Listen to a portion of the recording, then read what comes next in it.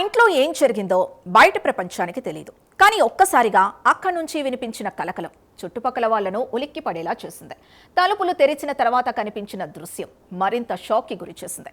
ఒకవైపు ఊహించని విషాదం, మరోవైపు ప్రాణాల కోసం పోరాడుతున్న వ్యక్తి. అసలు అక్కడ ఏం జరిగింది? కొన్ని నిమిషాల్లో పరిస్థితి ఇంత దారుణంగా ఎలా మారింది? రాజానగరంలో వెలుగు చూసిన ఈ ఘటన వెనుక ఉన్న అసలు కథ ఏంటి? Let's watch.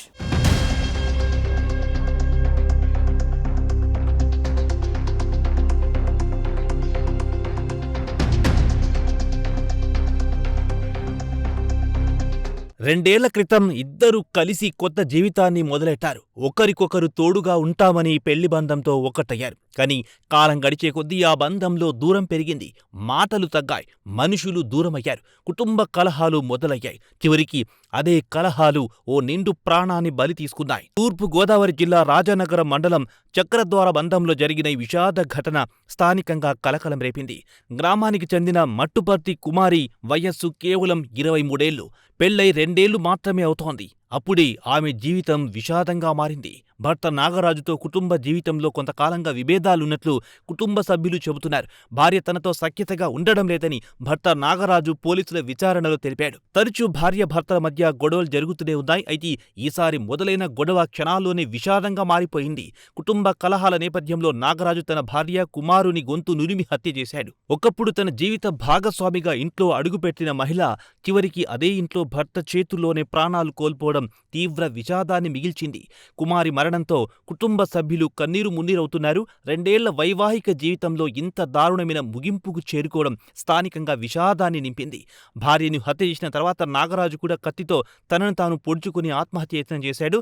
తీవ్ర గాయాలు కావడంతో అతన్ని రాజమండ్రిలోని జిఎస్ఎల్ ఆసుపత్రికి తరలించారు. ఒకవైపు భార్య ప్రాణాలు కోల్పోగా మరోవైపు భర్త ఆసుపత్రిలో ప్రాణాలతో పోరాడుతున్న పరిస్థితి ఏర్పడింది.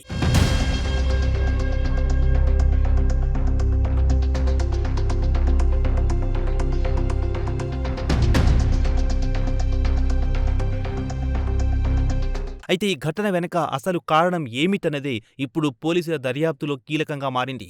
భార్య తనతో సఖ్యతగా ఉండడం లేదన్న కారణంతోనే నాగరాజు ఈ దారుణానికి పాల్పడ్డాడా, లేక భార్యాభర్తల మధ్య చాలా కాలంగా కొనసాగుతున్న మరేదైనా సమస్య ఉందా అన్న కోణంలో పోలీసులు విచారణ చేస్తున్నారు. ఇంట్లో తరచూ గొడవలు జరిగేవా? కుటుంబ సభ్యులకు ఈ విభేదాల గురించి ముందే తెలుసా? ఈ ఘటన ముందు ఇద్దరి మధ్య ఏదైనా వివాదం జరిగిందా అనే వివరాలు సేకరిస్తున్నారు. కుమారి కుటుంబ సభ్యులు, బంధువుల నుంచి కూడా పోలీసులు వివరాలు తెలుసుకుంటున్నారు. భార్యాభర్తల మధ్య ఉన్న సంబంధం ఎలా ఉండేదో, ఇటీవల వారి మధ్య ఏవైనా విభేదాలు చోటు చేసుకున్నాయా, నాగరాజు ప్రవర్తనలో ఏమైనా మార్పు కనిపించిందా వంటి అంశాలను పరిశీలిస్తున్నారు. ఘటన జరిగిన సమయంలో ఇంట్లో ఇంకెవ్వరైనా ఉన్నారా? హత్యకు ముందు ఏం జరిగింది? హత్య తర్వాత నాగరాజు ఎలా వ్యవహరించాడు అన్న విషయాలపై కూడా దర్యాప్తు కొనసాగుతోంది. నిన్న రాత్రి ఏదో మామూలుగా తీసుకెళ్ళిపోతానని అన్నట్టు పెళ్ళికని ఇస్తే తీసుకెళ్ళిపోయి మళ్ళీ తీసుకెళ్ళిపోయాడండి. పాప తీసుకెళ్ళిపోతే రాత్రి చేస్తే ఫోను అతనే ఎత్తుతున్నాడండి. పిల్లకి ఇమ్మంటే ఇచ్చాడు, మళ్ళీ చేసి మళ్ళీ అడిగితే ఇచ్చాడండి. అప్పటికే పాప ఎడుతుంది. ఈ అమ్మాయి ఎడుతున్నామంటే అబ్బాయి ఏమీ లేదండి. పొద్దున్న ఫోన్ చేసిందండి. ఫోన్ చేస్తే ఎత్తుంది. నా ఫోన్ నుంచి కూడా చెప్తే ఎవరికి చెప్పింది.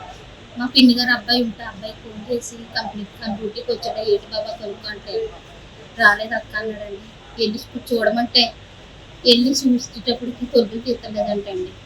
అలా బెదిరించగా కేకలేగా ఇప్పుడు తొలుపు తీసాడంటండి. అప్పటికే పిల్ల కింద నేల మీద ఉందంటండి. కత్తిరెట్టుకుని తిరుగుతున్నాడంటండి. అలాగే వాళ్ళ అత్తగారు ఏంటండి, వాళ్ళ ఆడపడుచులు ఏంటండి, అందరూ ఏదించేసారండి. నేను అక్కడికి ఏమి లోడ్ చేయలేదు. ఆ పిల్లకి అన్ని ఇచ్చానండి. మా ఊళ్ళో తెలకుండా కూడా నేను ఇచ్చానంటే పిల్లలకి నెల ఇప్పుడు ఏది కావాలన్నా డబ్బులు ఏంటండి అన్నీ నేను వేసానండి. నేను బేరాల్లో ఉన్నాను. వేసి నా నాకు 2 పిల్లలు, ఆ పిల్లల కోసమే నేను బతుకుతున్నానని ఇన్ని నలక ఎట్టాను అన్నీని. అక్కడికి నా కూతుర్ని సేవ చేసి నాకు అప్పచెప్పాడండి. నాకు మట్టుకు న్యాయం చెయ్యాలి. నా కూతురు ఎలా గెలిపోయిందో ఆడ అలా గెలిపోవాలి. ఆడ అసలు ఉండటానికి లేదండి. నేను చెప్తున్నానండి. నా కూతురు అలా ఆడపడుచండి, వాళ్ళ అత్తగారండి ఏది ఇచ్చేసారండి. కట్టం నాకు 3 కొంచెం భూమంది ఇంకా వస్తుంది ఎక్కువ నా కొడుకు ఇంకానని ఏది తినేసారండి. నా పిల్లనట్టుకి కొడతాక మీదకి వెళ్ళిపోయేవారంటండి వాళ్ళిద్దరూని. ఎప్పుడు వచ్చినా సరే పిల్ల మీదకి ఆడు తాగేసి వచ్చేసండి, మరి గంజాయి తినిగోడో ఏం తినిగోడో తెలియదండి, ఇష్టం వచ్చినట్టు కొట్టి కూడా అంటండి. మా పెద్ద ముసలోళ్ళకి చెప్తే వాళ్ళు బాధపడతారని నాకు ఫోన్ చేసినప్పుడు ఇప్పుడు వస్తున్నానమ్మా నేను అడిగిస్తానని వచ్చానండి.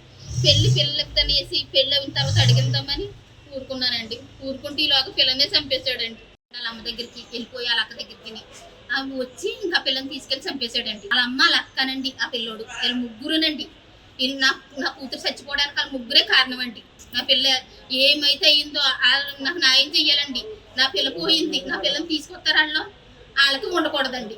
అది నేనేమైనా తక్కువ చేశానండి, అన్నీ ఎట్టాను, బంగారం పెట్టానండి, పిల్లకి ఎట్టాను, ఆడికి కూడా ఎట్టానండి, నాకు కావాలన్నది ఎట్టానండి, ఏది కావాలంటే అది క్షణాల్లో పంపించానండి. నేను ఇచ్చానండి, 3 లక్షల కట్నం ఇచ్చానండి, బండి ఎట్టానండి, బ్యాస్లెట్ ఎట్టానండి అతనికి.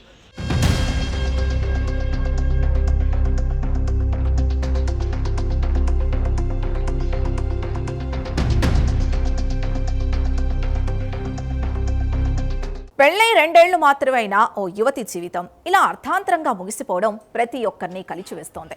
కోపంలో తీసుకున్న ఒక్క నిర్ణయం జీవితాంతం మిగిలే విషాదంగా మారింది. కుమారి కుటుంబానికి తీరని శోకం మిగిల్చింది.